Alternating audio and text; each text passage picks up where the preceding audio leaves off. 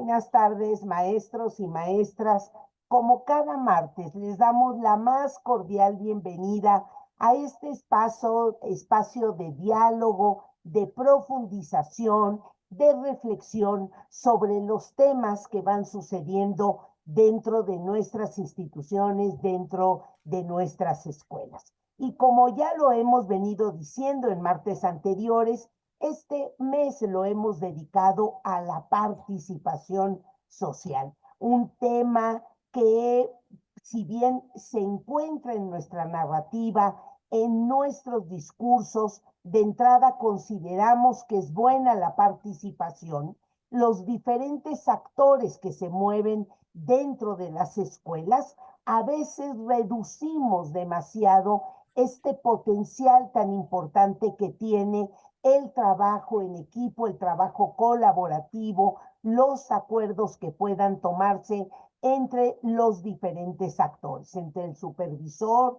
los directores, los padres de familia, los maestros, incluso los propios alumnos. Hemos venido tratando de profundizar los componentes de la participación, cómo llegar a acuerdos, qué importancia tiene que toda la comunidad se sienta participativa, se sienta integrada, se sienta perteneciente a la escuela para que todos juntos vayamos tratando de impulsar los mismos objetivos. Y pues hoy no va a ser la excepción. Hoy tenemos con nosotros al maestro Florentino Castro López. Déjenme presentarlo, por favor.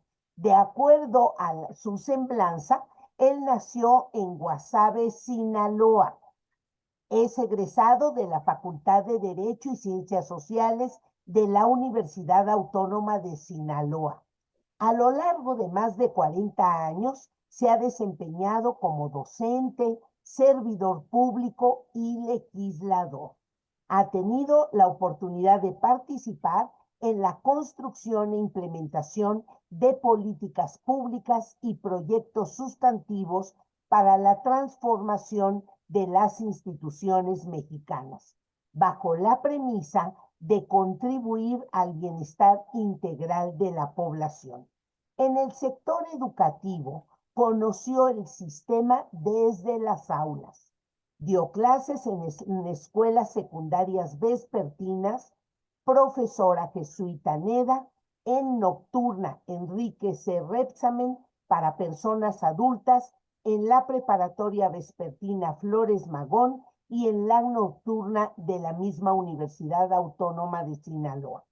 A nivel superior, fue maestro en las Universidades Autónoma de Sinaloa, de Puebla y de Hidalgo, así como en el Instituto Tecnológico Autónomo de México, el ITAM, y en la Universidad Iberoamericana en Campus Santa Fe.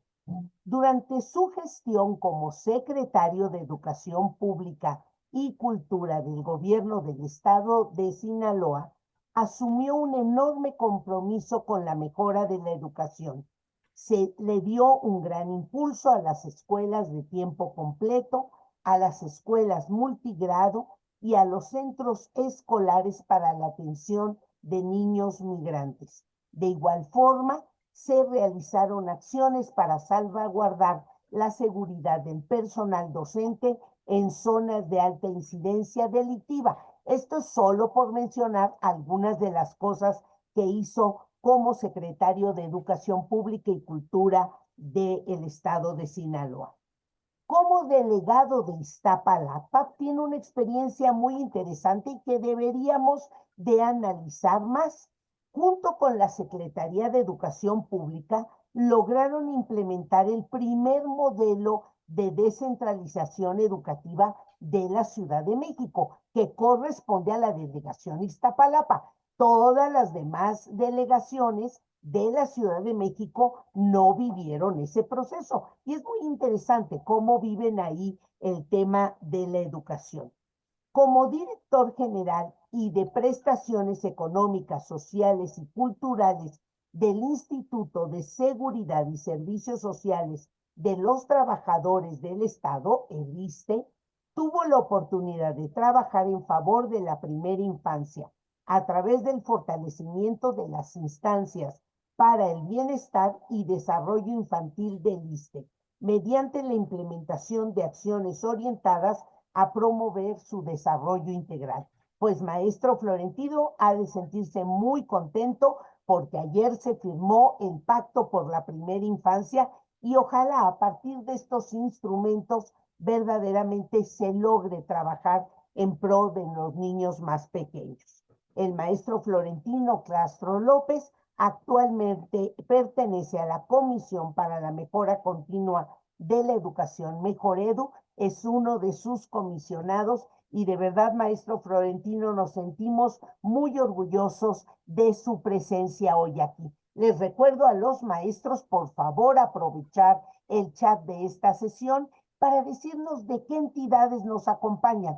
Maestro Florentino, tenemos normalmente a lo largo de las diferentes sesiones de martes con Grupo Loga la presencia de maestros de 10, 12, 15 estados de la República, cosa que de veras nos enorgullece mucho y además nos sentimos partícipes de ir influyendo y de ir participando con los maestros, los directores, los supervisores, los asesores técnico-pedagógicos del país. Maestro Florentino, le dejamos, escuchamos su visión, su experiencia de cómo se vive, cómo se impulsa, qué ve usted de la participación social en las escuelas. Muchísimas gracias por su presencia hoy aquí. Muchas gracias, Patricia. Muchas gracias a ti, al Grupo Loga. Muchas gracias a los maestros que nos acompañan. Gracias por la oportunidad de abordar uno de los grandes temas y grandes retos del sistema educativo nacional, que tiene que ver con aquel de un mecanismo de participación incluyente, donde los distintos sectores de la sociedad en materia educativa siempre tienen algo que aportar. Todos tienen un nivel distinto de aportación, pero me parece que el tema de la educación, los mexicanos lo tenemos que entender con un problema que nos involucra a todos, nos compromete a todos. Comenzaré recordando que la participación social en las escuelas es un factor fundamental para contribuir a la mejora continua de los servicios educativos.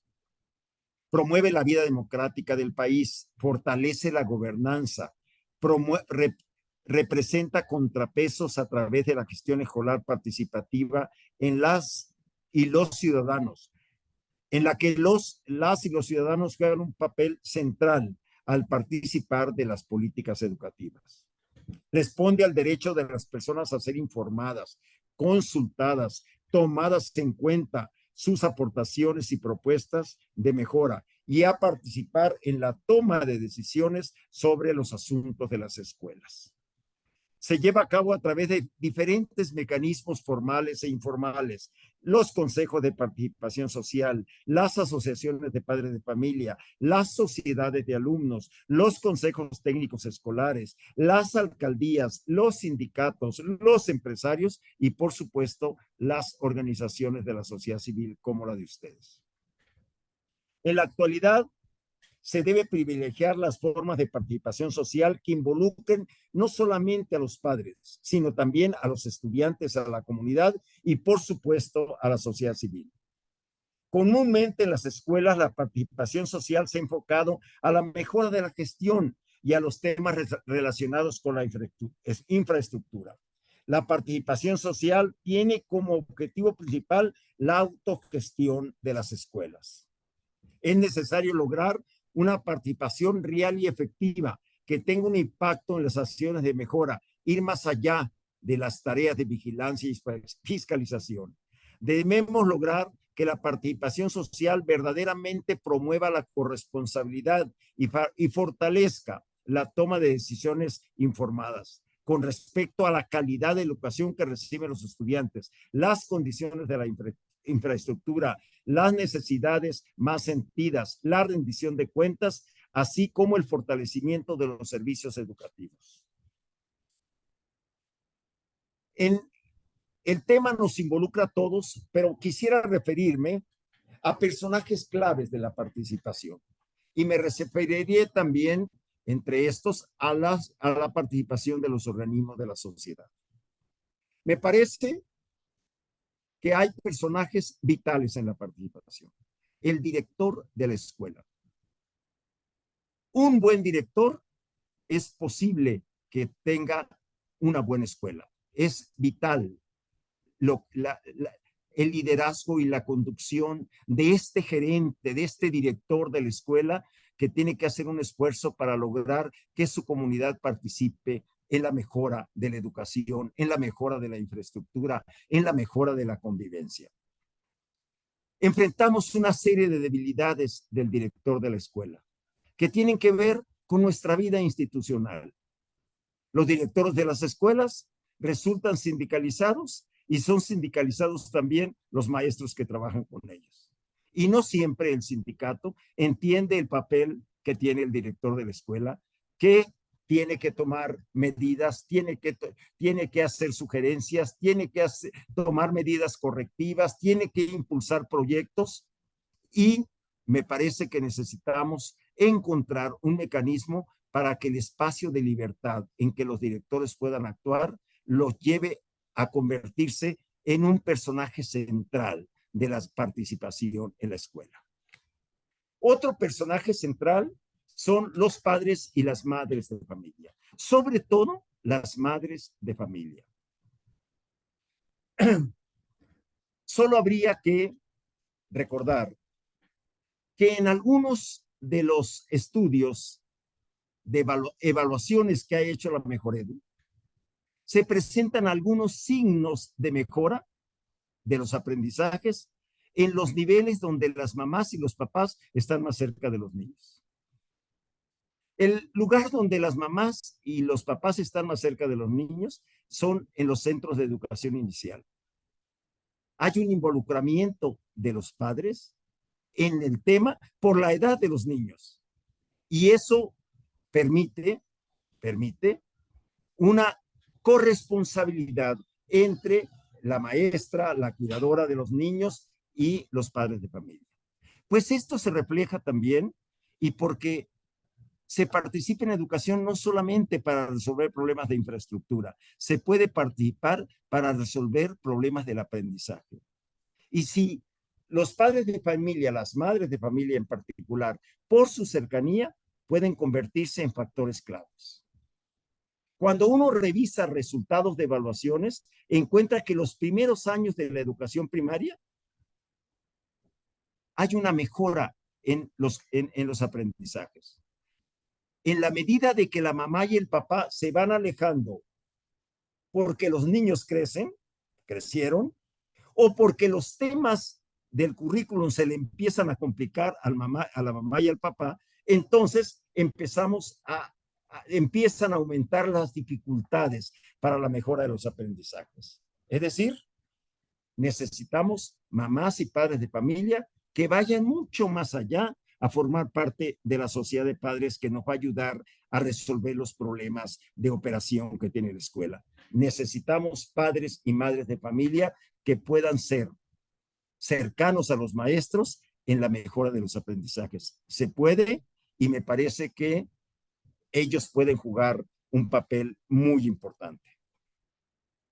Otro personaje clave que necesitamos atender más son los alcaldes.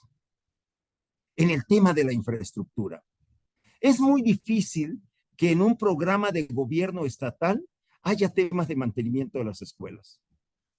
Porque en los programas de obras de los gobiernos estatales están las grandes obras, las carreteras, los edificios grandotes de las escuelas, los proyectos agrícolas, los proyectos industriales, y a veces los temas de las escuelas son cómo arreglar el baño, cómo tenemos agua potable, cómo pintamos la escuela, que hace mucho que no la pintamos, cómo arreglamos el mobiliario de la escuela. Y un personaje clave para que esto suceda son los alcaldes. Me parece que necesita el director de la escuela, la presidenta de la sociedad de padres de familia, el presidente de la sociedad de alumnos, todos estos organismos que de manera formal participan en la vida interna de la escuela, acercarnos a este personaje que pueda resultar clave.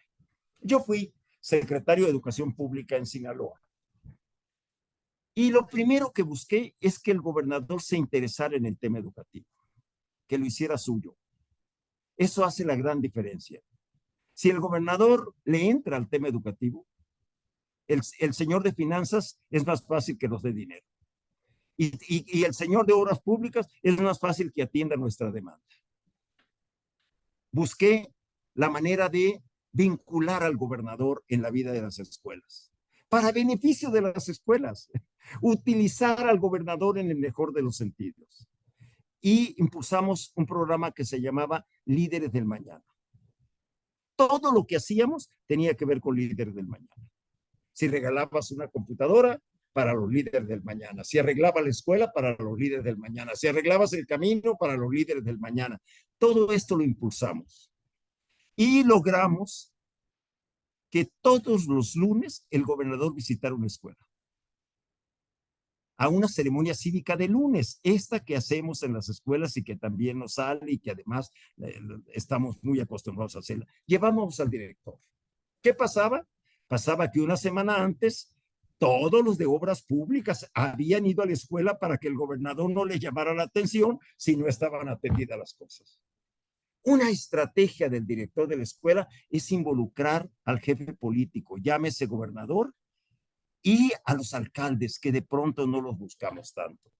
Y los alcaldes tienen presupuestos y partidas que se pueden utilizar en pequeño para arreglar las pequeñas cosas de la escuela. No se requieren las grandes obras de los presupuestos estatales. Me parece, pues, que estando claros que lo necesitamos a todos, hay que ir encontrando cuáles son los personajes claves para que la participación ciudadana, para que la participación social resulte efectiva.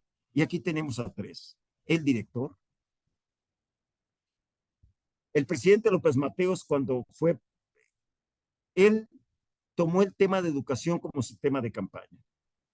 Y por ahí de pronto uno se encuentra en los pueblos, todavía bardas de López Mateos, con aquella frase maravillosa que se llamaba: mejores escuelas harán de nuestros hijos mejores mexicanos. Cambió que el presidente de la República, López Mateos, tomara como tema central de él la educación, pues generó cosas tan importantes como los libros de texto gratuito. Los primeros libros de texto gratuito nacen en esta época, que es una decisión histórica del sistema educativo mexicano, donde había que el jefe de las instituciones nacionales pues estaba interesado en el tema de la educación. Entonces, hay que interesar al gobernador, hay que interesar a los alcaldes. Muy bien. Yo les quisiera contar dos ejemplos de vida. Este que tiene que ver con Líderes del Mañana, que ya se los expliqué. Gracias a este programa, logramos que se involucraran un montón de empresarios a regalarnos instrumentos de tecnología, tablets y teléfonos de México y no sé qué otra empresa y una televisora, todos yendo a la escuela. ¿Por qué? Porque el lunes acompañaban al gobernador a la entrega. Y el gobernador decía que ese empresario pues había que ponerle pues una medallita porque el empresario estaba comprometido por la educación. Es decir, un tema te lleva al otro y te va haciendo que vayamos encontrando mayor número de gente que participan, pero sobre todo que tengan utilidad. Nosotros tenemos que ir a ver al alcalde con claridad y decirle cuáles son los problemas centrales que tiene la escuela, que siempre están ligados a temas vitales, como es el tema del agua potable para los niños. Bueno, también quisiera platicarles, y me parece el más exitoso de los ejemplos de participación ciudadana, el que tiene que ver con los esfuerzos que se hicieron en el norte y el sur del país para apoyar a los niños emigrantes del campo. Los niños jornaleros agrícolas de México son los marginados de los marginados. No hay nadie más en peores condiciones que estos niños. Sus papás los necesitan para que trabajen en el campo, para tener un salario más. Y el papá te dice, pues sí, yo quiero que vaya a la escuela, pero con mi salario y el de mi mujer no nos alcanza. Y este muchacho ya tiene 14 años y está bueno para trabajar en el campo. Se hizo en Sinaloa, en Sonora, en Baja California, un trabajo conjunto de las entidades del norte de la República que recibían niños migrantes, y que tenían un paquete de responsabilidades. Y abajo se organizaron los estados que enviaban niños migrantes. Oaxaca, Guerrero, Chiapas, todos estos estados. Entonces se sentó en la mesa a los estados que expulsaban niños hacia el norte y los que los recibían. Y se logró una participación, por ejemplo, de la UNICEF. Muy importante participación de UNICEF. Pero se logró la participación de los empresarios agrícolas, por lo menos me consta de mi estado. Los empresarios de mi tierra son casi todos empresarios agrícolas. Y hay unas poderosas organizaciones empresariales que se llaman asociaciones de agricultores, que por cierto están pegadas a cada río de los 11 ríos que tiene mi estado. Entonces, la Asociación de Agricultores del Río Culiacán, esos son los agricultores que sus tierras son regadas por el río Culiacán. La Asociación de Agricultores del Río Fuerte, esos son los agricultores que se riegan con el río Fuerte. Entonces, estos contratan a mano de obra para que vayan a las labores del campo, a cortar tomate, chile, pepino, lo que haya. Y llegan los papás. Y la CEP y la UNICEF, el niño no debe trabajar, el niño debe ir a la escuela. Y el papá te dice, sí, pero es un salario que la familia necesita. Y se encontraron mecanismos, y ahí están todavía. Y hace unos días que nos reunimos con UNICEF, UNICEF nos manifestó aquí en Mejoredo su intención de revivir este trabajo de coordinación entre el norte y el sur del país, con compromisos concretos en la mejora de los niños. ¿Qué se hizo? Una cadena de albergues donde dormían los papás y los niños. Unos albergues que tenían baño, que tenían esto, y ahí dormían. Pero por un lado del albergue, una escuela para niños migrantes. Y aunque la UNICEF nos decía que tenían que no debían trabajar, sino debían ir a la escuela, a veces cedíamos con los padres, decía, ok, va a ir a trabajar, pero en la noche va a ir a un grupo que acabamos de abrir para que reponga tiempo. Bueno, se impulsaron programas de mejora que seguramente hoy habrá que crear otros. A lo mejor hoy no tienen la vigencia que tenían en aquel entonces. Pero había dos programas en particular. La boleta itinerante. La boleta era un documento vital en aquellos años, en el 2010, 2012, era vital. Los niños podían llegar de Oaxaca con 3 meses en cuarto año de primaria y hacer 3 meses más en Culiacán. Y la boleta viajaba de Oaxaca a Culiacán y ahí se anotaba. Y podían terminar en Mexicali.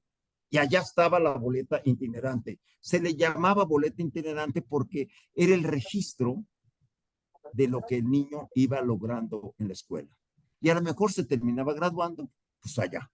O a lo mejor de regreso ya en el sur. Pero era un trabajo coordinado entre estados. Otro tema que se impulsó como una acción de mejora se llamaba aula inteligente. Había muchos niños de 14 años, de 15, que tenían segundo año de primaria, tercer año de primaria, con un rezago brutal. Se crearon grupos multi, con una psicóloga, un agente de educación especial, una maestra, un grupo de maestros que les echaban un montón a estos niños. Y podían en 6 meses, en 9 meses, echase 3 ciclos, ¿sí? Y el niño en una pasada por Culiacán podía haber pasado de segundo a cuarto y se ponía abusado cuando llegara a Mexicali pudiera estar cerrando la primaria. Les contaba, le contaba a la responsable de UNICEF el día que nos visitó estas dos ideas. Le dije, a ver, ya boletas creo que no hay. ¿Sí? Y no sé si el agua inteligente, pero esto nos deja claro que si nos ponemos de acuerdo, somos capaces en este ambiente tan adverso como es el trabajo en el campo, como es, encontrar proyectitos pequeños de mejora educativa. Entonces, les cuento estas dos experiencias, las viví y me parece que resultaron exitosas en su tiempo.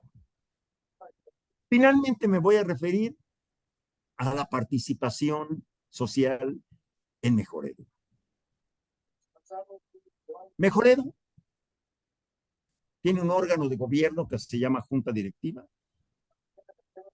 que tiene un perfil más bien, salvo alguna excepción, más bien de personajes ligados a la política educativa, más que personajes que tuvieran un gran apoyo técnico.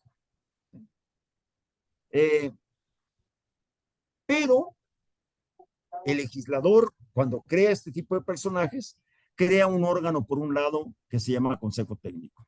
Desgraciadamente hoy en desuso porque el Senado no ha nombrado a los consejeros y estamos sin consejo. Bueno, entonces se dijo, a ver, ustedes son la autoridad educativa, ustedes van a generar políticas sociales y por un lado de ustedes está un grupo de expertos técnicos que estarán atentos a que las políticas públicas que ustedes impulsen tengan un sentido de excelencia educativa, calidad educativa y atiendan a la necesidad. Ah, pero también creó un consejo ciudadano, donde 15 personajes, entre los que estuvo Patricia, uno de ellos, de la primera generación de consejeros estuvo ahí. Yo siempre he pensado que el legislador quería que este consejo ciudadano fuera una contraloría social. Mucho más que un consejo que iba a crear un documento de largo alcance, que es muy importante que lo haya creado y que lo tengamos.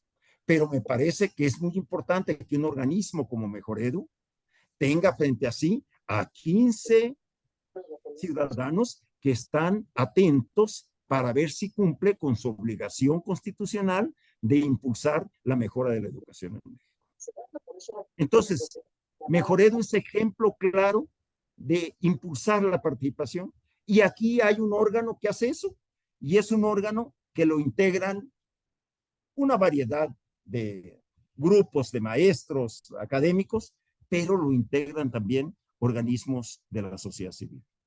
Es decir, hoy hemos hablado de personajes importantes en la participación ciudadana, pero en materia de participación nunca sobra nadie. Y me parece que estamos obligados todos los mexicanos, a donde estemos, impulsar esquemas que nos ayuden a que la educación en México mejore. Muchas gracias. Eso es lo que les quería comentar. Muchísimas gracias, maestro Florentino. Y bueno, pues yo quisiera abrir diálogo aquí a los maestros que han venido escuchando esta experiencia tan valiosa que nos comparte hoy el maestro Florentino Castro. Yo quisiera, maestro Florentino, empezar con 3 provocaciones y así damos pie a que los maestros también puedan ir preguntando. Pero no sin antes comentarle que tenemos maestros de Colima, de Oaxaca, por aquí seguramente usted ya lo vio en el chat, tenemos representación de la Ciudad de México, de Tabasco, tenemos también representación de San Luis Potosí, del Estado de México, sí, nos da muchísimo gusto siempre recibirlos y estar atentos pues a estas inquietudes que nos comparten ellos de Chiapas, también tenemos representación. A ver, maestro, cada vez que en educación diversos actores escuchan la intervención de las organizaciones de la sociedad civil, de los investigadores o de los empresarios, surge como esta duda de la intención de privatizar. ¿Cómo desde la participación o desde la óptica que usted ha vivido, evitamos esa sensación? Porque si bien es cierto que los empresarios, por ejemplo, quieren participar, en muchas ocasiones el empresariado también pide, si es un empresariado en el ramo alimenticio, por ejemplo, porque dona palanquetas o dona algunos legumbres o dona alguna cosa, pues quiere que la escuela ponga una placa con el logo de su empresa. Y eso ha sido como algo que en México no hemos podido integrar. Yo quisiera conocer por ahí su inquietud. La otra provocación que quiero hacer tiene que ver con esta participación de los padres y de las madres en los aprendizajes de sus hijos, que en general los maestros nos comentan que se relaciona más a perpetuar una serie de inercias. La presencia o la mirada de los padres está más en un tenor de llenar libros, de hacer muchas planas, de ocupar todas las hojas de los cuadernos que les son solicitados, que se concluyan los materiales o que se ocupen todos los materiales. Entonces, no es una observación de los avances reales de los chicos en los aprendizajes, sino más bien en cuestiones periféricas. También me gustaría conocer un poco su opinión al respecto. Y por supuesto, no quisiera yo dejar de pedirle que nos comentara un poco más de cómo logramos esta autonomía. Fíjese, maestro Florentino, que a mí me tocó en alguna ocasión ir a una de estas misiones que organizaba la OCDE y nos tocó ir a una parte de Canadá que era muy parecida a lo que vivía México en la cuestión sindical. Iban algunos representantes del sindicato, como son todas estas misiones, que por cierto se dejaron de hacer, cosa que yo lamento muchísimo, porque es otra forma de participación, pero los líderes sindicales que asistieron, incluso algunos alcaldes, algunos secretarios de educación que iban en esa misión, se sorprendieron porque el director deja de ser sindicalizado cuando gana esa categoría, ¿no? También en Canadá son a través de concursos, Europa lo mismo, pero deja de estar sindicalizado y usted lo aborda. A mí me gustaría que abundara un poco más, porque a mí me parece que muchas cosas se resolverían y le darían al director como esta independencia para toma de decisiones, sobre todo que abone a el tema de la escuela. Pues yo abro un poco estas provocaciones, esperando que los participantes, pues también en un momento más levanten la mano y le planteen algunas preguntas, algunas inquietudes al maestro Florentino. Maestro Florentino, comentarios al respecto. Bueno, yo soy un convencido de la participación de todos, por supuesto, de los empresarios. Me parece que lo que he contado del tema de los niños migrantes, de los niños jornaleros agrícolas, te habla de un grupo de empresarios agrícolas que ni siquiera son estos empresarios, digamos, más fifí que pudiera haber en otro tipo de ramas, en la industrial, porque entonces de pronto tienen no sé cuántos doctorados, maestrías y demás. No, no, no, estamos hablando de hombres del campo, que lo que saben es producir para que podamos alimentarnos, nada más y nada menos. Y me parece que el éxito de la participación en este programa, que ojalá reviva la UNICEF y que los estados se involucren y volvamos a lograr la participación de todos en el tema, es un ejemplo claro de que es posible esto.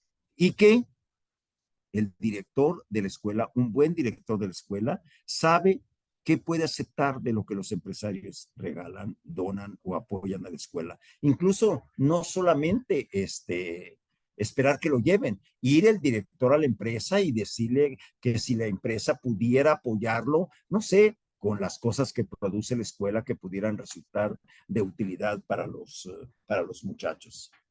Me parece que este asunto de empresarios y no empresarios, empresarios y servidores públicos, tiene que ver eh, con esto en el que hemos perdido tanto tiempo de dos Méxicos, unos rojos y otros azules, no sé qué, para no politizar el tema, donde al empresario se le ve como alguien que quiere apoderarse, aprovechar. Bueno, a veces lo que está comprando es un problema el empresario cuando se nos acerca y nos ofrece apoyo.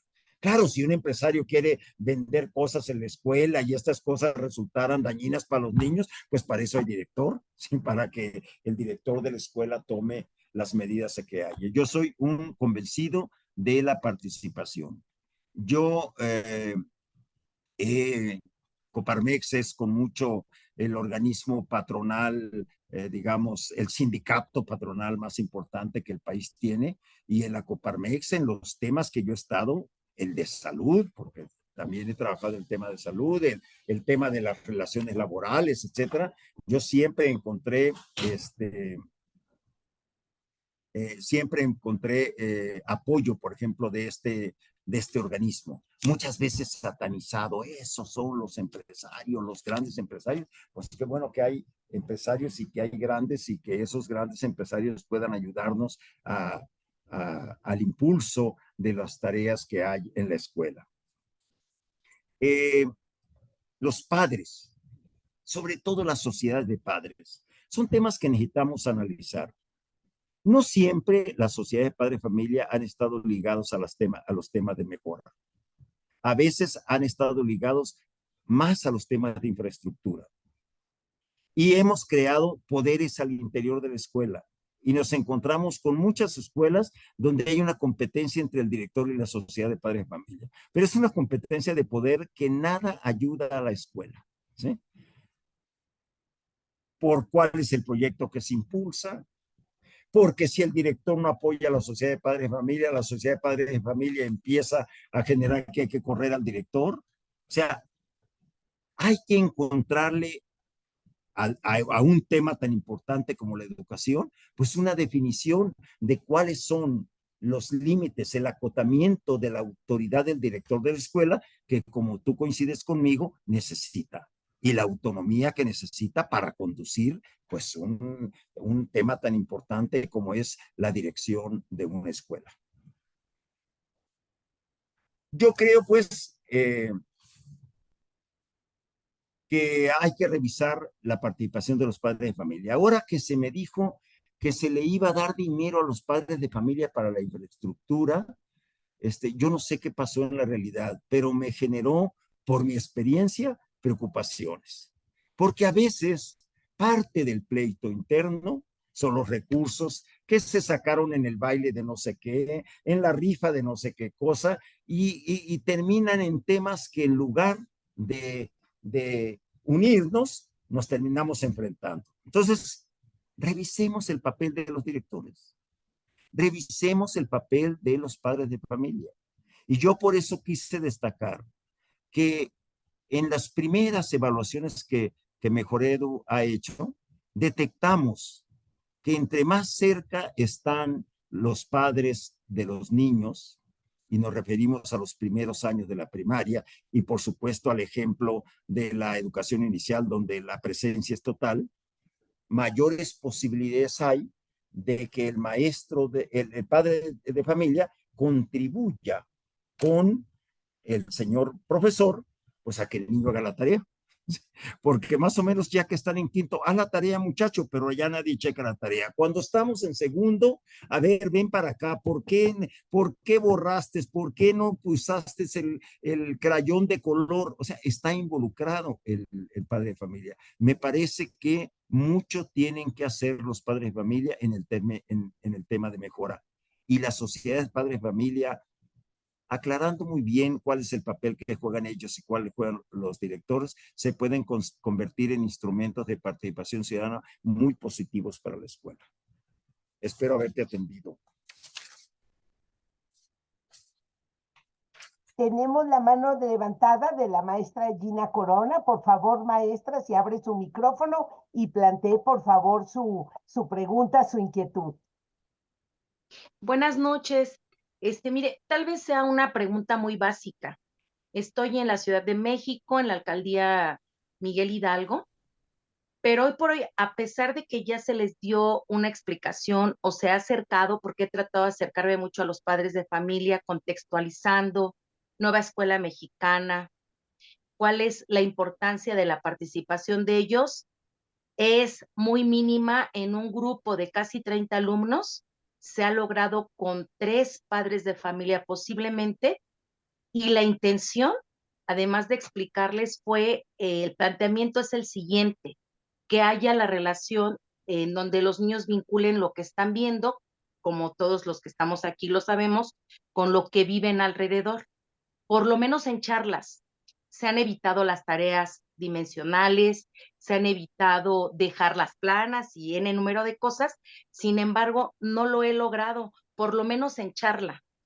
Maestro, que nos diera alguna estrategia, usted que está empapado, o estrategias, y la otra, perdone el atrevimiento, pero si en algún momento se pudiera hacer que usted nos visitara, poder estas charlas también acercarlas a los padres de familia, pues bienvenido, maestro, lo pudiéramos gestionar. Ojalá y se pudiera.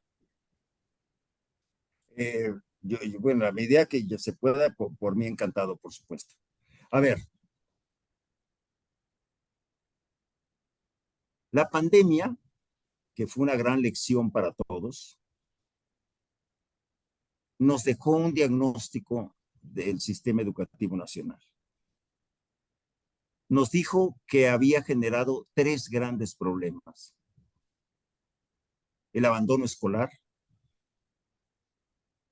muchos niños no volvieron, seguramente no volvieron porque se quedaron huérfanos y su vida se les complicó.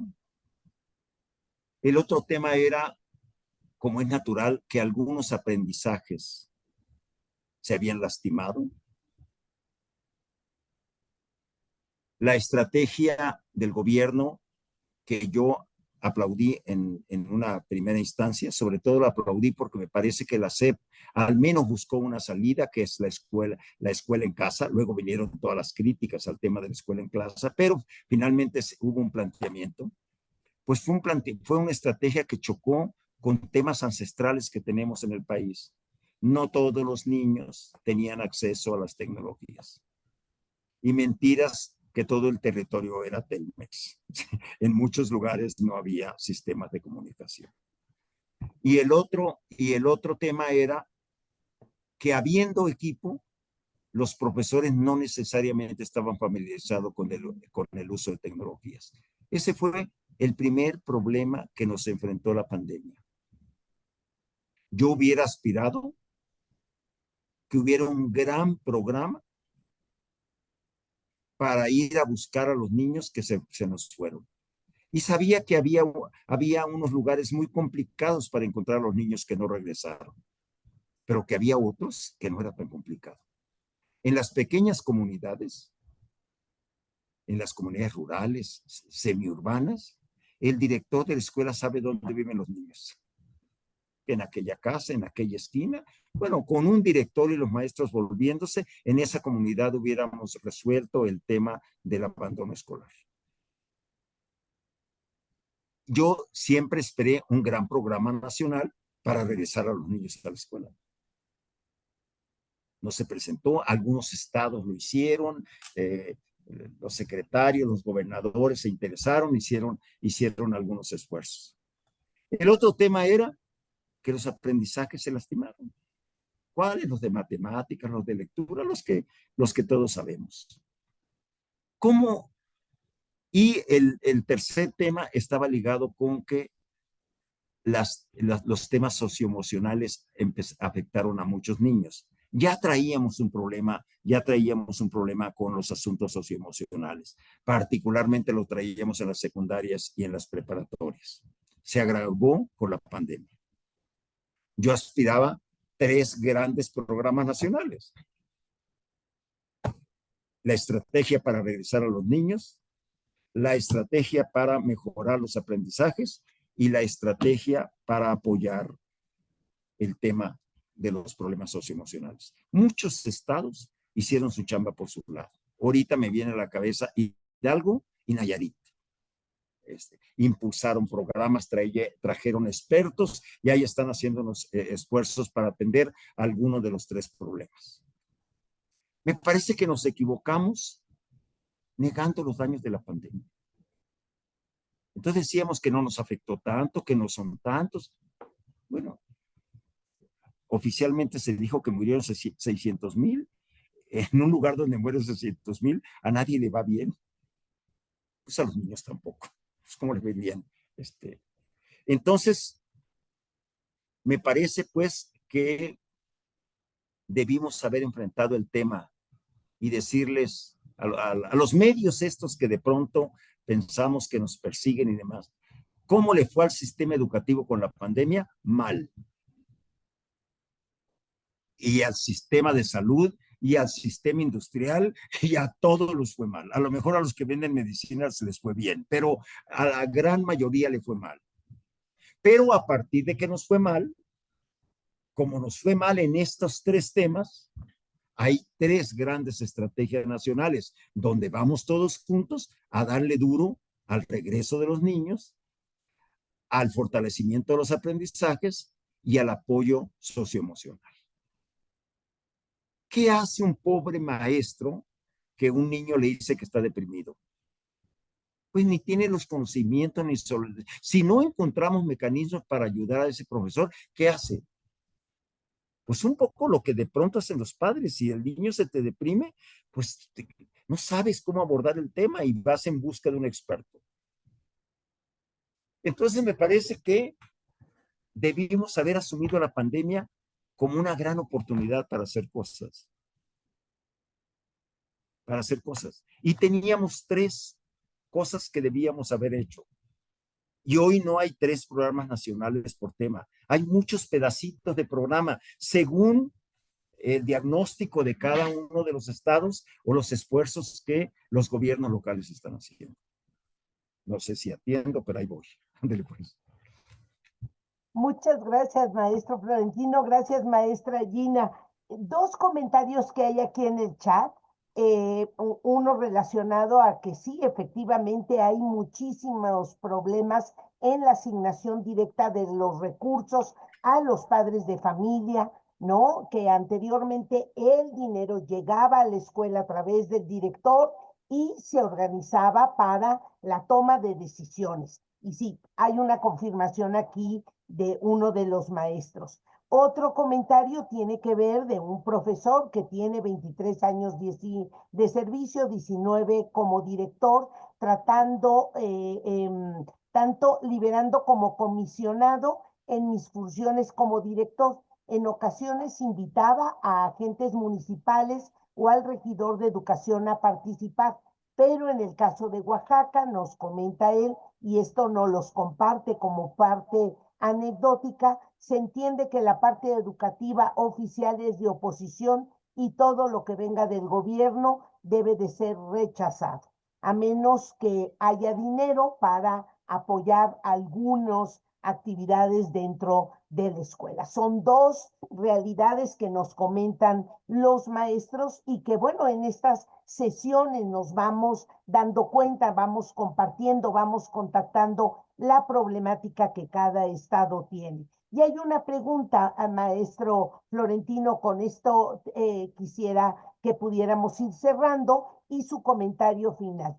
Históricamente se ha implementado, es pregunta, alguna política referente a la alimentación de los alumnos, cómo lo vivió en su gestión, sobre todo por estas desventajas de alimentación, de desnutrición, de obesidad, de problemas de vacunación. ¿Qué hay en relación a eso y cómo lo vivió usted desde su gestión? Muy bien, empiezo por el final. Uno de los grandes éxitos que estábamos construyendo los mexicanos eran las escuelas de tiempo completo, que al margen de que había más espacio para el aprendizaje, de que el aprendizaje se abría a temas que en condiciones normales no hay espacio en el horario escolar, como es el tema de las artes y la música y todo ese tipo de cosas. Era un programa que te garantizaba al menos un alimento al día, porque hay niños que no tienen acceso a un alimento al día. Me parece que ahí está ese programa, que seguramente hay muchas maneras de mejorarlo. Nadie está diciendo repitas el modelo, pero me parece que estamos claros que los temas relacionados con la alimentación son uno de los grandes retos que tenemos para atender a los niños como país, ni siquiera como sistema educativo, y por supuesto los tiene el sistema educativo, el sistema educativo nacional. El primer pregunta que me dijiste, a ver, recuérdame. No, eran dos comentarios, una que tenía que ver Ah, con sí, sí. la asignación de los recursos a los padres y otro, pues los comentarios de estas políticas que a veces viven algunos estados, como es el caso de Oaxaca. Pero entiendo que son comentarios Okay. que comparten los Ah, profesores. Pero hay una pregunta muy interesante, maestro Florentino. Dice, ¿cuándo ha sido el mejor momento de México donde ha habido la mejor participación social? Y dice el profesor Enrique, mi niñez coincidió con el sexenio de Adolfo López Mateos. okay. Yo cuando vi que íbamos a darle dinero a los padres para el tema del mantenimiento y me acordé las grandes dificultades para operar de la sociedad de padres de familia, me preocupé a distancia, pero me preocupé. Hace rato que los mexicanos no le hemos pegado al tema del mantenimiento de la infraestructura escolar. La centralizamos, creamos un instituto de no sé qué cosa, luego la descentralizamos y le dábamos dinero a los gobiernos de los estados para que ellos hicieran el mantenimiento, y ahora se los damos a los padres de familia o a la comunidad y no sabemos exactamente quién le hace seguimiento a los programas, cuánto se gastó, qué avances, la obra que se hizo era la que se necesitaba. Y nos quedamos en la nostalgia del CAPSE, el último proyecto de infraestructura integral fue el CAFSE, ya hace muchísimos años. No le hemos pegado al tema de la infraestructura escolar. Creo que este asunto de los papás, no tengo en la mano una evaluación del programa nacional, digo de los papás, de los padres de familia, me parece que tampoco nos ayuda a resolver. Y de pronto empezamos a caminar por el país y las mejores escuelas que encontramos son las viejas escuelas del CAPS que están por ahí. Pero bueno, ahí está un tema siempre pendiente. El, ah, mira, cuando Mejoredu arrancó ya como organización nueva, le hemos dedicado muchísimo tiempo a un tema, el tema de la evaluación educativa. Evaluación sí o evaluación no. Han pasado años y estamos discutiendo el tema.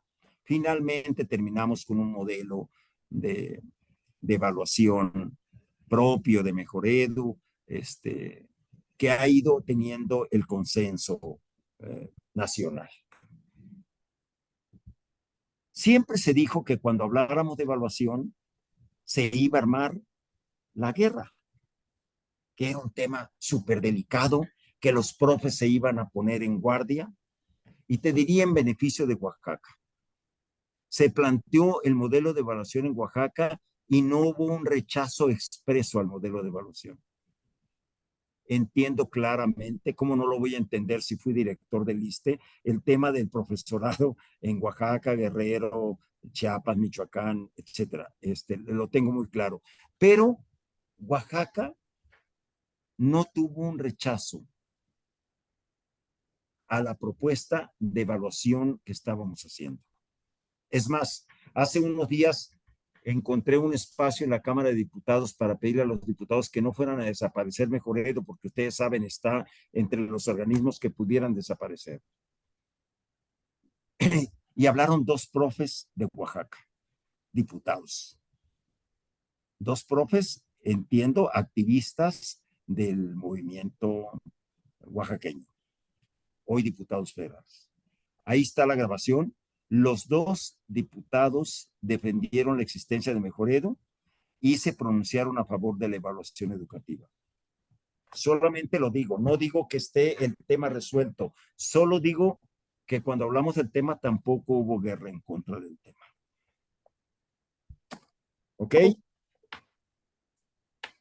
Maestro Florentino, por aquí incluso ya hay comentarios de los maestros de, pues ir recordando, como usted lo provocó, nuestra propia paso por la escuela y cómo ese espacio tan importante que es una institución educativa donde vamos con otros compañeritos, donde socializamos, también los niños aprenden a participar. A mí me parece que es una gran lección para los supervisores, los asesores técnico-pedagógicos, los directores, los maestros, el cuidar muchísimo nuestra propia convivencia, nuestra forma de relacionarnos, porque ahí los niños aprenden. Entonces, maestros y maestras, creo que el maestro Florentino nos dice, todas las acciones deben de estar orientadas a la mejora. Eso es parte importante del análisis que tenemos que hacer, evitar que la toma de decisiones, el trabajo, involucre luchas de poder, porque eso, además de dejar una pésima lección que los niños observan, no nos ayuda a trabajar en equipo, a impulsar el trabajo. Y aprendamos a partir de informes, de transparencia, de buena gestión, a trabajar juntos. Parte de lo que el maestro Florentino nos dijo. Maestro Florentino, última idea con la que quiera usted finalizar esta sesión. Bueno, el otro día platicábamos un grupo de gentes acá de encontrar algunos esfuerzos positivos en materia de mejora educativa. Y encontramos un estado que es un pequeño estado con muchos problemas, Nayarit. Nayarit ha mantenido un programa que se impulsó desde la época de Josefina Vázquez Mota en la Secretaría de Educación Pública para mejorar los aprendizajes de las escuelas multigrado, que son la mayoría de las escuelas de Nayarit y de otros estados. Lo que pasa es que el único lugar donde están vivos los programas es ahí. Gabriel Cámara, que hoy es director de CONAFE, era en aquel entonces del Consejo Técnico de Mejoredo. Y me invitó a una visita a Nayarit, a encontrarnos con profes de escuelas indígenas y escuelas multigrado, que tenían desde aquella época trabajando en un programa de mejora, con algunos resultados importantes. Cuando nos metimos a los otros estados, pues no había nada, porque acabado el sexenio, pues dijeron, esto ya no hay quien lo patrocine, y lo cortaron. Gabriel estuvo atento a Nayarit y se encontraron mínimas, pero se encontraron cosas de mejora en escuelas multigrado que, como todos sabemos, pues son de las escuelas que sufren más el tema de infraestructura, de economía, etcétera. Entonces, me parece pues que cuando tengamos éxito no soltemos ningún programa. Y me decía Paco Miranda, que es el de evaluación de Mejoredo, me dijo, ese programa que se impulsó en Nayarit en esos estados fue un programa que empezaba a dar resultados cuando se nos acabó. en Nayarit sigue todavía vigente. Yo solamente te quiero agradecer a ti, al grupo, a los profes que nos acompañaron, a las maestras, a todos, y manifestarme totalmente listo para seguir platicando de estos temas. Nadie tiene la verdad completa, pero me parece que todos tenemos posibilidades de aportar a un tema vital, que es la mejora de la educación. Mejoredu no Muchísimas, debe desaparecer porque es una instancia para la mejora de la educación. Si así es. Mejoredu desaparece, el Estado mexicano va a perder la gran oportunidad de tener el único organismo pendiente de cómo se comporta el sistema educativo nacional en términos de excelencia educativa, calidad y demás. Yo ojalá que todos seamos capaces de defenderlo y que Mejoredu siga siendo este instrumento de la mejora del Estado mexicano. Pues aquí, maestro Florentino, hay muchos aliados, muchas felicitaciones, muchos aplausos. De verdad, muchas gracias por esta plática que cada vez más nos ayuda a entender la participación social. Maestros, hasta el próximo martes. Un abrazo a todos. Gracias. Abrazo a todos, abrazo a todos. Gracias. Hasta luego.